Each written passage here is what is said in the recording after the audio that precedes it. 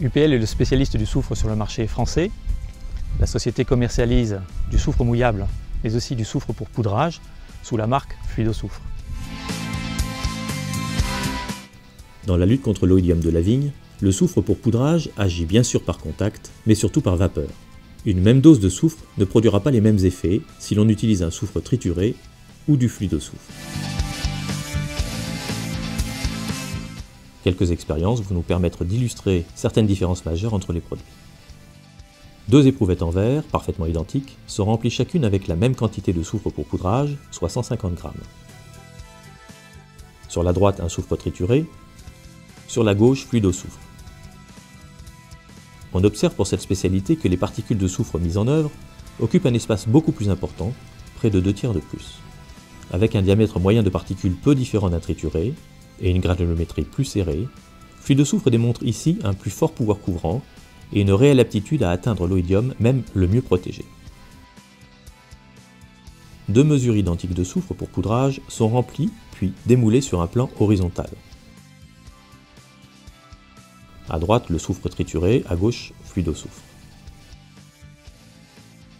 L'inclinaison du plan montre l'aptitude des produits à couler comme un liquide sec et à s'immiscer au cœur de la végétation, même la plus dense. Fluidosoufre surpasse très nettement son concurrent, avec un déplacement progressif et continu, même sur une pente faible. Cette expérience consiste à faire passer du soufre poudrage à travers un entonnoir pour illustrer les risques de colmatage dans les poudreuses.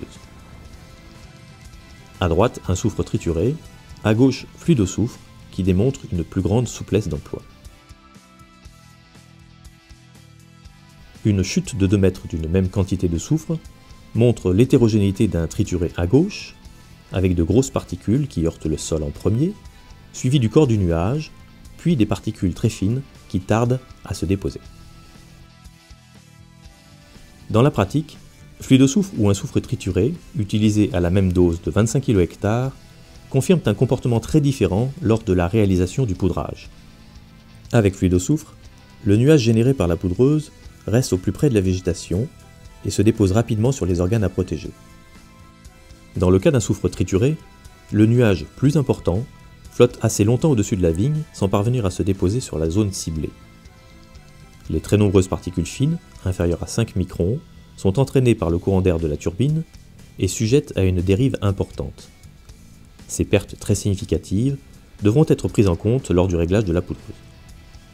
Alors on utilise du soufre en poudrage parce que c'est plus curatif et ça a une action choc comparé à du soufre mouillable qui lui est plus préventif. Les différences qu'on a entre le trituré et le sublimé, c'est que le sublimé va rester, le nuage va rester beaucoup plus bas, va avoir une efficacité plus importante. En quantité de soufre qu'on va appliquer sur la parcelle, on va avoir une bien meilleure efficacité. Et en même temps, on va avoir l'action curative qu'on le souhaite avec les particules qui sont de taille intermédiaire. Et donc pour le pouvoir curatif, je pense qu'on aura une bien meilleure efficacité que le soufre en poudre triturée. Voilà, oui. Fluidosoufre est la référence du segment poudrage. Le produit offre de multiples avantages, notamment sur le plan de l'efficacité, de la sélectivité et de sa facilité d'emploi.